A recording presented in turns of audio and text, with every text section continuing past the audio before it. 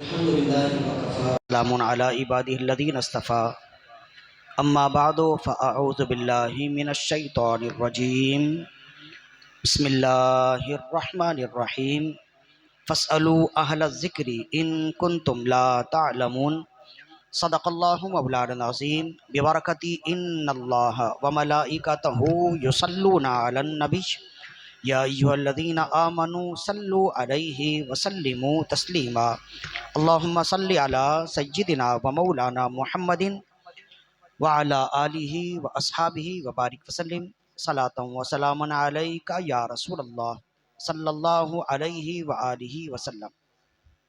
حمد و صلات کے بعد خالق کائنات کے عطا سے فقط اس کی دی ہوئی توفیق سے ہم ایک بار پھر محفل خلاصہ تفسیر قرآن میں موجود ہے۔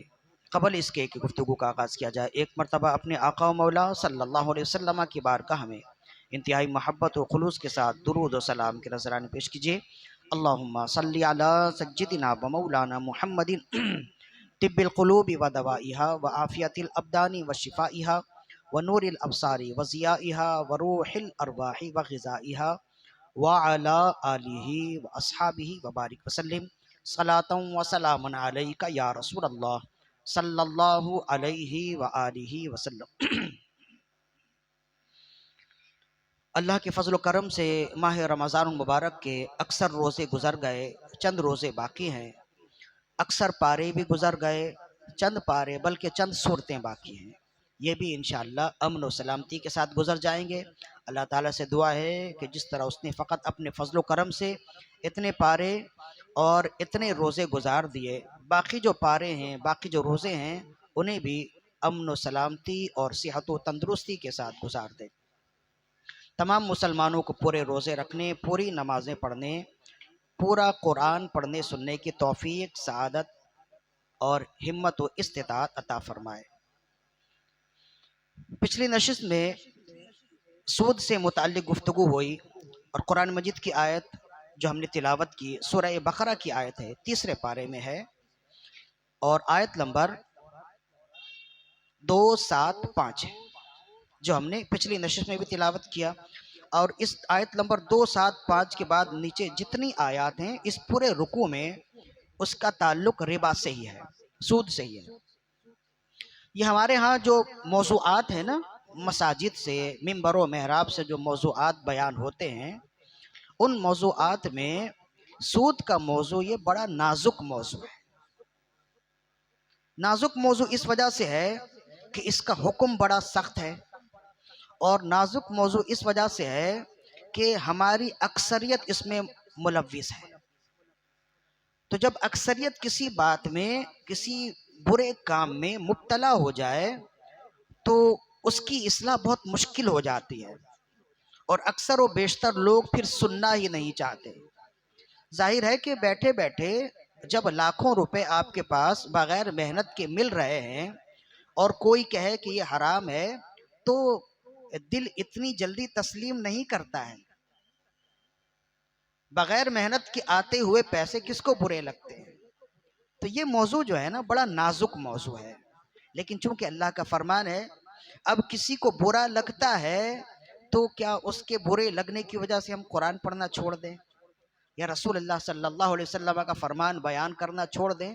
لہذا علماء کرام اسے گاہے بگاہے بیان کرتے ہیں، شائستگی سے بیان کرتے ہیں، اس لیے کہ اگر زیادہ جارحانہ انداز میں بیان کیا جائے تو جو سود کھائے بیٹھا ہے اس کے لیے تسلیم کرنا ذرا مشکل ہوتا ہے، بلکہ بہت مشکل ہوتا ہے۔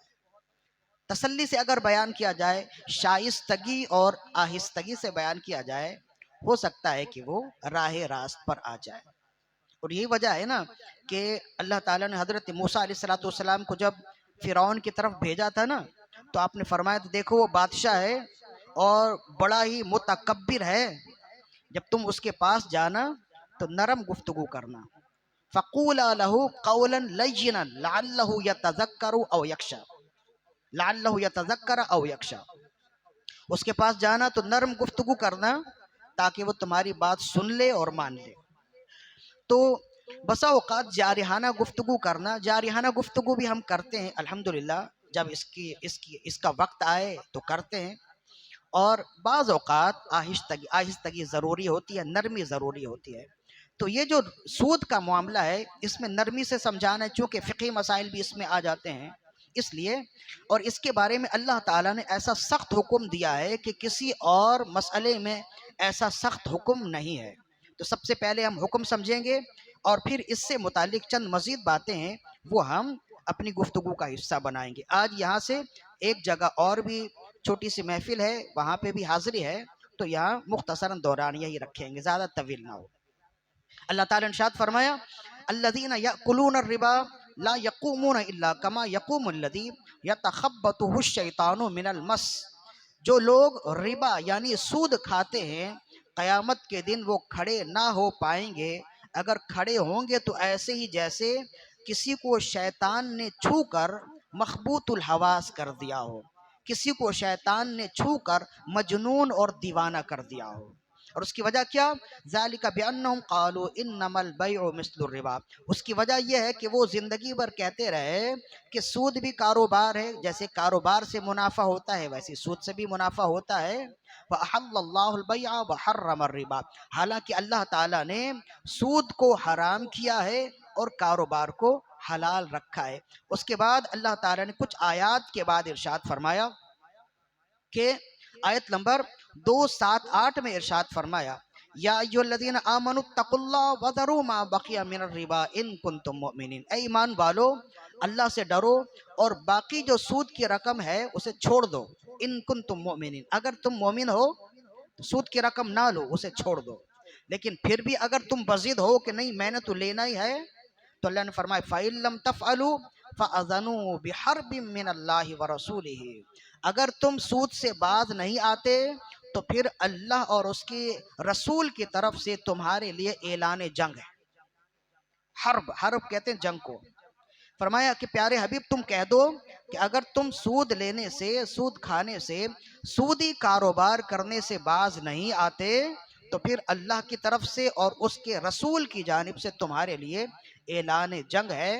یہ اتنی بڑی وعید ہے کہ پورے قرآن میں کسی دوسرے تیسرے کے لیے وعید نہیں ہے، کافروں کے علاوہ کسی اور کے لیے۔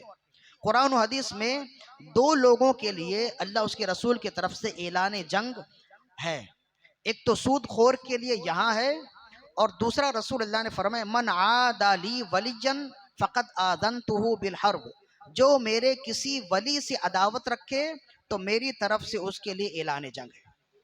تو یہ دو ایسے افراد ہیں جن کے لیے قرآن و سنت میں کہا گیا کہ اللہ اس کے رسول کی طرف سے اعلان جنگ ہے، ایک سود خور کے لیے یا سودی کاروبار، سودی معاملات کرنے والوں کے لیے، اور دوسرا ان لوگوں کے لیے جو اللہ اس کے رسول کے ولیوں کے ساتھ دشمنی رکھتے ہیں۔ تو اگر سود کے لیے کوئی خرابی نہ بھی ہو، سود کے حوالے سے کوئی صریح حکم نہ بھی ہو، تو یہی حکم بہت زیادہ ہے کہ اللہ اس کے رسول کی طرف سے اعلان جنگ ہے، بہت زیادہ نہیں ہے یہ ایسی بات ہے کہ اگر کوئی شخص سلیم الفطرت ہو تو اسی بات سے ڈر جائے گا کہ نہیں، یعنی اللہ اس کے رسول کی طرف سے اگر کسی کے لیے اعلان جنگ ہو تو پھر وہ کیسے پنپ پائے گا، وہ کیسے زندگی گزارے گا، وہ کیسے ترقی کرے گا۔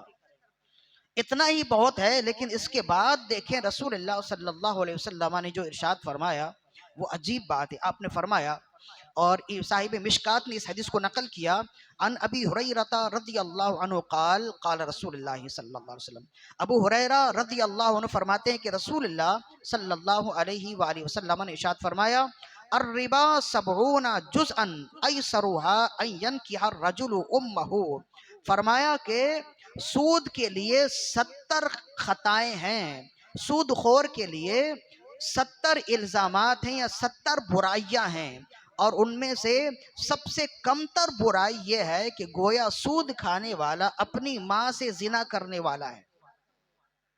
ہماری زبانیں کانپ جاتی ہیں اور گفتگو، لہجے اپنے انداز کا اور زبان اپنی سوچ کا ساتھ نہیں دیتی کہ کوئی شخص یہ جملے کہے، ہم تو سوچتے ہوئے تھرا جاتے ہیں، کانپ جاتے ہیں۔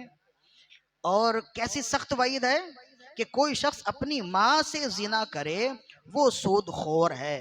دیکھیں ہم بڑے حیادار ہیں، اور ہم بہت ہی شائستگی رکھنے والے ہیں، ہم سوچ سمجھ کر گفتگو کرنے والے ہیں، بہت حیادار ہیں، لیکن رسول اللہ صلی اللہ علیہ وسلم تمام حیاداروں سے بڑھ کر حیادار ہیں۔ تو جب رسول اللہ صلی اللہ علیہ وسلم نے ان تمام حیاؤں کے باوجود یہ جملے ارشاد فرمائے کہ کسی دوسرے تیسرے کے لیے یا کسی دوسرے جرم کے لیے، کسی اور گناہ کے لیے ایسی سخت وعید رسول اللہ کی نہیں ہے سوائے سود خور کے لیے ہے۔ ایک تو قرآن نے کہا کہ اللہ اس کے رسول سے جنگ ہے، اور رسول اللہ نے فرمایا کہ گویا وہ اپنی ماں سے العیاذ باللہ زنا کرنے والا ہے۔ تو رسول اللہ صلی اللہ علیہ وسلم بہت ہی حیادار ہیں، اس کے باوجود جب آپ کے جملے یہ ہیں تو ان جملوں سے معلوم ہوتا ہے کہ سود خور، سود کھانے والا کس قدر اللہ اور اس کے رسول کو ناراض کرنے والا ہے۔ تو ہمارے لیے سمجھنے کے لیے اور سودی کاروبار سے، سودی لین دین سے بچ جانے کے لیے یہی بہت ہے کہ اللہ اس کے رسول سے جنگ ہے، اور یہ وعید جو ہے جو ہم دہرانا نہیں چاہتے لیکن ہم نے بار بار دہرا اس وجہ سے دیا تاکہ اگر کسی کو کوئی غلط فہمی ہو تو معلوم ہو جائے۔ اسی وجہ سے پھر رسول اللہ صلی اللہ علیہ وسلم نے ارشاد فرمایا، اور امام مسلم نے اس حدیث کو نقل کیا، حضرت جابر بن عبداللہ فرماتے ہیں، ان جابرین رضی اللہ عنہ قال، جابر بن عبداللہ فرماتے ہیں، لعن رسول اللہ صلی اللہ علیہ وسلم اکل الربا وموکلہ وکاتبہ وشاہدیہ وقال ہم سواء۔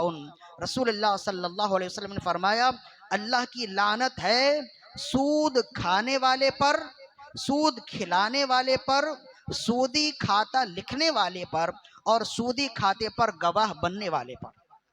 دو گواہ ہوتے ہیں نا، وہ شاہدے یعنی دونوں گواہوں پر، یعنی سود کھانے والے پر بھی لعنت ہے، سود کھلانے والے پر بھی لعنت ہے، اور سودی کاروبار لکھنے والے پر بھی لعنت ہے، اور اس کاروبار کے لیے، اس معاملے کے لیے جو گواہ بن رہے ہیں اس پر بھی لعنت ہے۔ اور یہ صحیح حدیث ہے، صحیح مسلم کی حدیث ہے۔ ان تمام روایات کے بعد اسی وجہ سے ہمارے علماء کرام نے فرمایا کہ ہر وہ بینک جس میں سودی لین دین کا معاملہ ہوتا ہے، ہمارے ہاں اکثر بینکوں میں یہ ہوتا ہے۔ چند ایک بینک ہیں جو علماء کرام کی زیر سرپرستی چل رہے ہیں، جیسے مفتی منیب الرحمن صاحب کی زیر سرپرستی چلنے والے جو بینک ہیں، اس کی آپ تحقیق کر لیجئے، واقعی اگر ایسا ہے تو پھر وہ جو رہنمائی کریں ان رہنمائی کے ساتھ آپ اس میں اپنا کاروبار کر سکتے ہیں، لین دین کر سکتے ہیں، ورنہ ہمارے ہاں 90% ایسے بینک ہیں جہاں سودی کاروبار ہوتا ہے۔ اسی وجہ سے رسول اللہ صلی اللہ علیہ وسلم کے اس حکم کے مطابق ہمارے علماء کرام نے منع فرمایا کہ بینک کی کوئی نوکری نہ کی جائے، اور اگر نوکری کرنی ہے تو 2-3 نوکریوں کی اجازت دی ہے۔ ایک تو وہاں پہ اگر چپراسی کی نوکری مل جائے جس میں نہ سودی کاروبار لکھنے کی حاجت ہے، نہ گواہ بننے کی حاجت ہے، نہ کسی طرح کی لین دین کی حاجت ہے، تو یہ کاروبار یہ کام کر سکتے ہیں۔ یا گاڑی چلانے کے لیے نوکری مل جائے، ڈرائیور کی نوکری مل جائے، وہ کر سکتے ہیں۔ کسی کو پانی پلانے یا ڈسٹنگ یا صفائی کی نوکری مل جائے وہ کر سکتے ہیں، ورنہ اکاؤنٹنگ کی نوکری، بینک اس میں کمپیوٹر میں بیٹھنے کی نوکری، مینیجر کی نوکری، ان تمام نوکریوں کا دائرہ اسی حدیث کے زد میں آتا ہے۔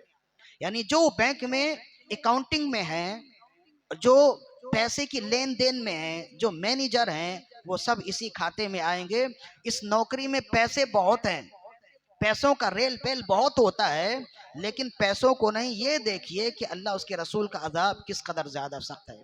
تمام علماء کرام نے اس میں لکھا، اس میں دو رائے کسی کی نہیں ہے کہ بینک کی نوکری حرام ہے سوائے چند کے جو میں نے نام بتا دیے۔ مفتی مقارد رحمہ اللہ نے بھی لکھا، دارالفتہ اہل سنت کا بھی فتویٰ یہی ہے، اور اس میں چونکہ اختلاف ہے نہیں، اور اختلاف کیوں ہوگا؟ اس لیے کہ بینک میں سودی لین دین ہے، یہ بالکل ظاہر ہے، اور سود کے بارے میں قرآن میں کیا ہے یہ ظاہر ہے، اور سود کے بارے میں رسول اللہ نے کیا فرمایا یہ ظاہر ہے۔ اسی وجہ سے بہتر یہی ہے کہ روکھی سوکھی کھائیں لیکن حلال روزی کھائیں۔ بینک کی نوکری میں پیسے بہت ہیں، لیکن ہم نے دیکھا ہے کہ جو یہ نوکری کرنے والے ہیں ان کا انجام بڑا سخت ہوتا ہے۔ اس لیے کہ زندگی بھر آپ اپنے بچوں کو حرام لا کر پال رہے ہیں، تو رسول اللہ صلی اللہ علیہ وسلم نے بلکہ صوفیاء کرام نے ارشاد فرمایا کہ ہر وہ جسم جو حرام کھا کے پلے گا اس کے جسم سے حرام کام ہی ہوں گے، اور ہر وہ جسم جو مکروہ کھا کے پلے گا اس کے اعمال سے مکروہ کام ہی ظاہر ہوں گے۔ ہر وہ جسم، یہ ابن عربی کا قول ہے، محی الدین ابن عربی کا قول ہے کہ ہر وہ جسم جو حرام سے پلنے والا ہے اس کے اعمال سے حرام ہی ظاہر ہوں گے۔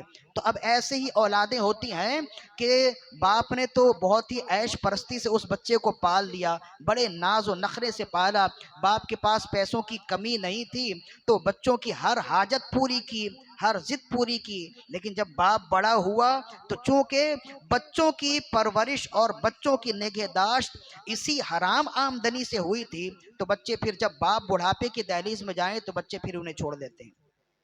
ایسا ہوتا ہے، اکثر و بیشتر ہوتا ہے۔ آپ بھی اگر نظر دوڑائیں گے نا تو آپ کے بھی اطراف میں ایسے لوگ مل جائیں گے۔ لہذا میرا تو نرمی کے ساتھ پیغام یہی ہے کہ آنے والی رقم کو نہ دیکھیں، پیسے کو نہ دیکھیں، بلکہ آنے والا جو عذاب ہے اس عذاب کو دیکھیں۔ جتنی بڑی بھی نوکری ہو جائے، اللہ اس کے رسول کے مقابلے میں جب دولت آ جائے تو اس کی حیثیت کیا ہوتی ہے؟ ہم تو اکثر و بیشتر بیان کرتے ہیں نا، رسول اللہ نے فرمایا بھائی اللہ کے لیے دو، جب اللہ اس کے رسول کی رضا آئی تو حضرت صدیق اکبر نے اپنا پورا مال دے دیا نا، اور رسول اللہ نے عرض کی ابو بکر اپنے گھر والوں کے لیے کیا چھوڑا؟ فرمایا اللہ اس کے رسول کو چھوڑا ہے۔ تو یہ باتیں صرف سننے سنانے کی نہیں ہیں، جب عمل کی باری آئے تو عمل بھی کرنا چاہیے۔ انہیں چھوڑ دیں، بینک کی نوکری اگر ہے تو اسے چھوڑ دیں۔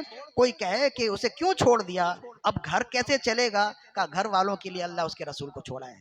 پھر مزے کی بات ہے نا، ورنہ ہمارا کام تو بتانا ہے، اگر اس پر عمل نہ کیا جائے تو انجام کار دیکھ لیجئے۔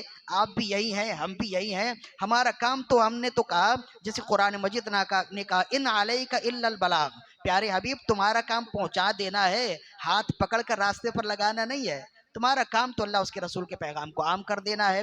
لہذا سود سے بچنا ہے۔ ایک یہ قرآن کی آیت بھی ہم نے بتا دی، اور قرآن کی آیت کے ساتھ جو احادیث ہیں وہ بھی ہم نے بتا دیا ہے۔ اب اس کے ساتھ ایک اور خاص مسئلہ ہے، اس کے ساتھ مزید اور بھی مسائل ہیں۔ اب ہمارے پاس ایام کم ہیں لیکن مسائل ہیں، چند ایک نشستیں اور ہوں گی جو خاص ہوں گی، بلکہ اگر دیکھا جائے تو ساری نشستیں ہی خاص ہو گئیں۔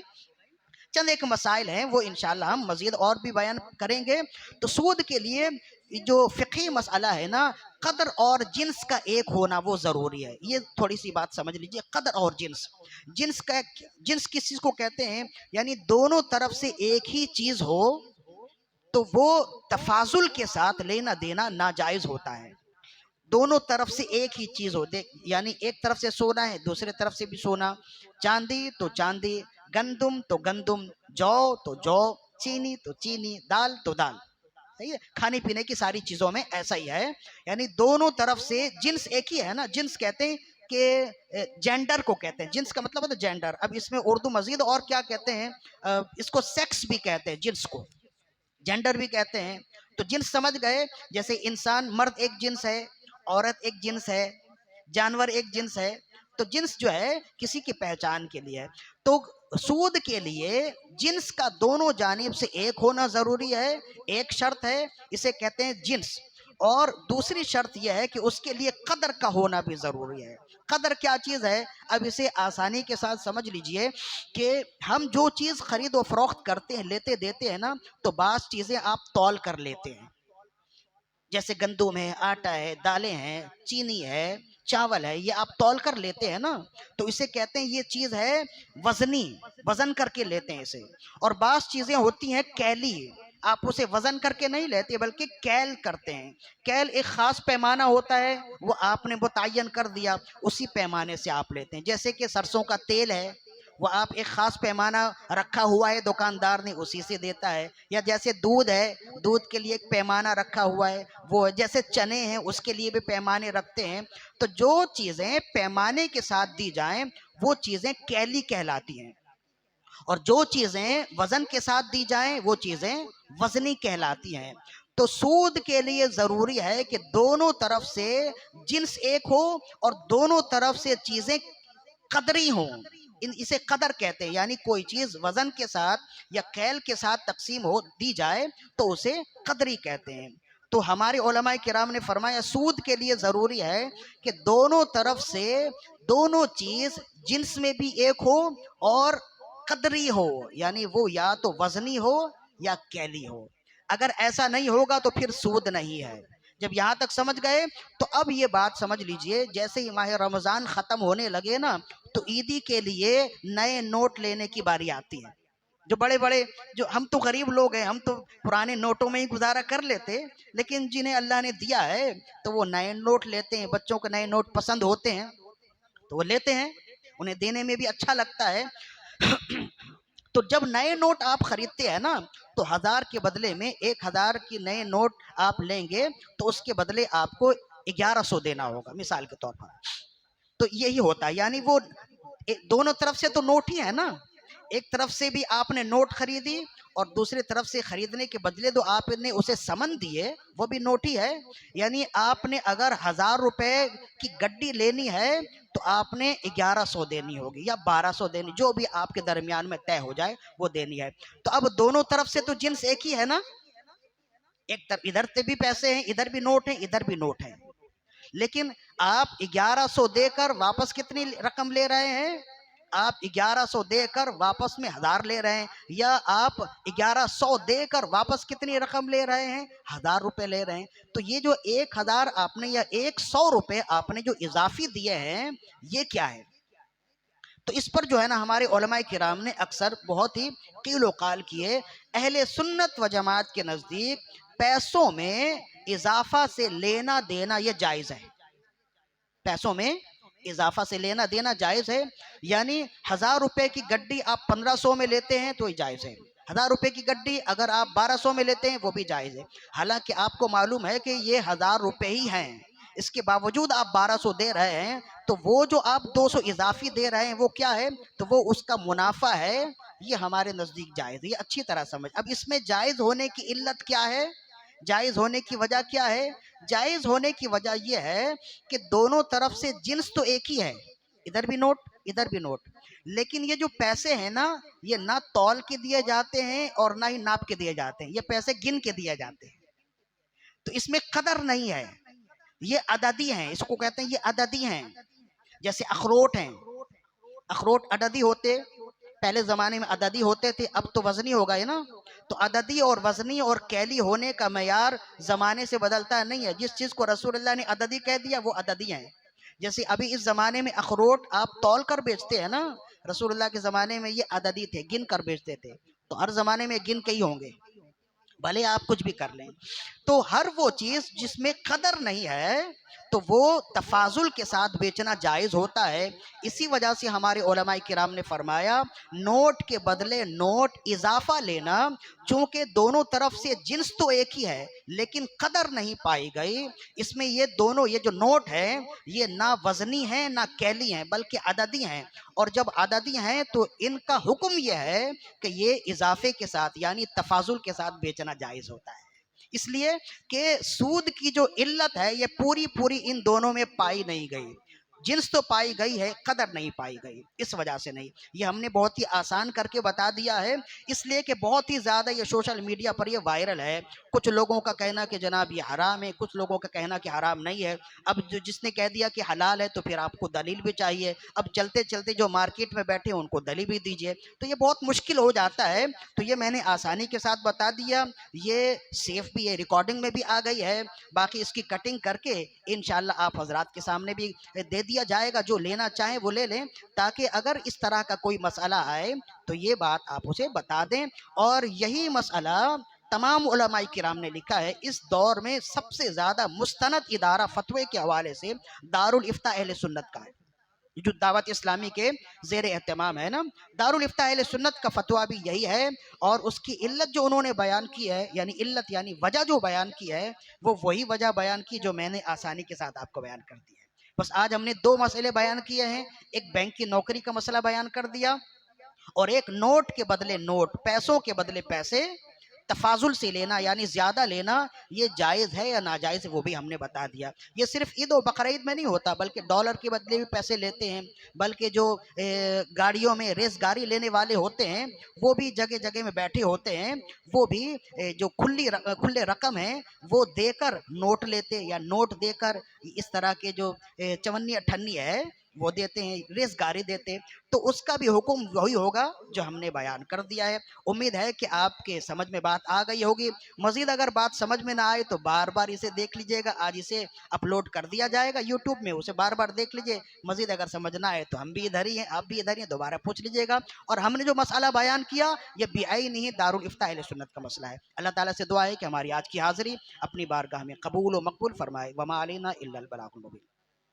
الحمدللہ رب